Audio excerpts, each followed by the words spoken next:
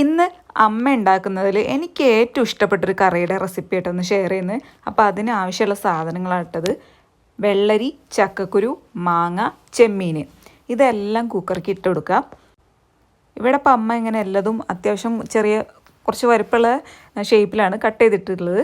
എന്നിട്ട് ചെമ്മീൻ ഇടുമ്പോൾ ഒന്ന് ക്രഷ് ചെയ്തിട്ട് വേണ്ടിട്ട് ഇടാൻ, കൈകൊണ്ട് ക്രഷ് ചെയ്താൽ മതി.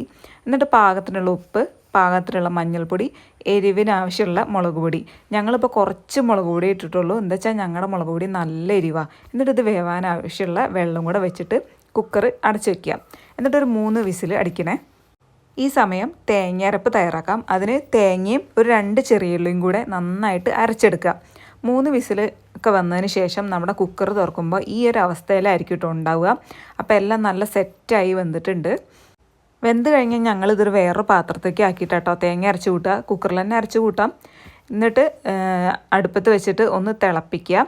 തിള വരുന്ന സമയത്ത് നമ്മുടെ തേങ്ങ അരപ്പ് ചേർക്കുക. എന്നിട്ട് നന്നായിട്ടൊന്ന് തിളപ്പിച്ചെടുക്കുക.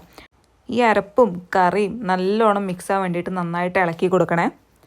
എന്നിട്ട് ഈ സമയത്ത് നമ്മൾ ഉപ്പ് ഒക്കെ പാകത്തിനുണ്ടോ എന്ന് നോക്കുക. ഉപ്പ് കുറവാണെങ്കിൽ ഈ സമയത്ത് ഉപ്പിട്ട് കൊടുക്കാം. അപ്പോൾ കറി അത്രയേ ഉള്ളൂ. ഇനി ഇത് വറുത്തിടണം. അതിന് വേണ്ടിയിട്ട് ആദ്യം തന്നെ ഒരു പാനിനകത്ത് കുറച്ച് വെളിച്ചെണ്ണ ഒഴിച്ചു കൊടുക്കുക. അതിലേക്ക് കടുകും കറിവേപ്പിലയും കൂടെ ഇട്ട് കൊടുക്കുക. ഇത് പൊട്ടി വരുമ്പോൾ നമ്മുടെ കറിയിലേക്ക് ഒഴിച്ചു കൊടുക്കുക. അപ്പോൾ അത്രയേ ഉള്ളൂ. സിമ്പിളായിട്ട് ഉണ്ടാക്കാൻ പറ്റുന്ന നല്ല ടേസ്റ്റുള്ള ഒരു കറി ആട്ടോ ഇത്. ഈ ഉണക്കച്ചെമ്മീൻ്റെയും ഒക്കെ ടേസ്റ്റ് ഇഷ്ടമുള്ളവർക്ക് ഈ കറി എന്തായാലും നന്നായിട്ട് ഇഷ്ടപ്പെടും.